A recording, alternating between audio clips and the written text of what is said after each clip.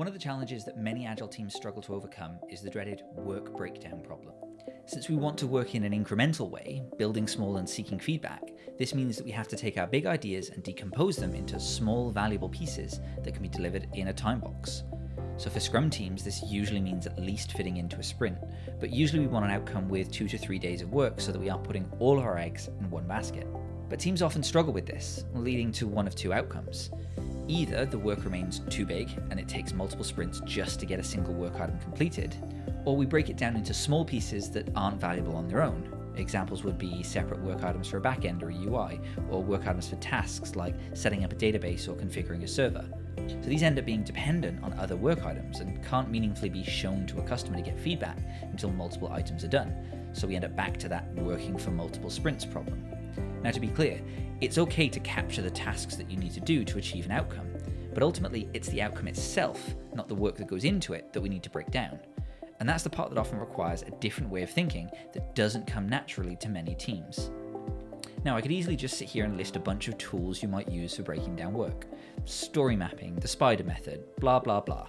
But in my experience, the challenge is not with process, it's with principles. So what I mean by this is, most teams are used to being measured and rewarded based on their utilization. Being busy is more important than being effective, and efficiency is often measured by how much time we can spend bashing out code. So this mindset is fundamentally at odds with an agile way of working, because optimizing to get the smallest valuable slice across the line and getting feedback sooner often necessitates a less efficient way of working. I've lost count of the number of times I've been coaching a team and asked that question, could we break this thing down smaller, to be met with a resounding no. Yet when you dig a little bit deeper, what you really discover is a hidden meaning, not without having to do extra work. So while I'm doing that, I might as well do this other thing, right? If I'm setting up the database, well, it's quicker if I just do all the schema now. Or it's way more effort if I have to come back to this again next week, so I might as well just build out this feature. In fact, I've seen this so often that I no longer personally believe that breaking down work is something that people really find that difficult. It's overcoming habit that's the real problem. Because when we're used to optimizing for efficiency, it seems utterly ridiculous that I'd spend 5 hours today working on this feature and then another 5 hours next week, when I could just spend 6 hours doing it all now, right? But the whole point of this agile way of working is that we aren't optimizing for efficiency, but for the fastest path to feedback. Because if that feature ends up being anything other than the best, most valuable thing for us to work on, that 6 hours is waste.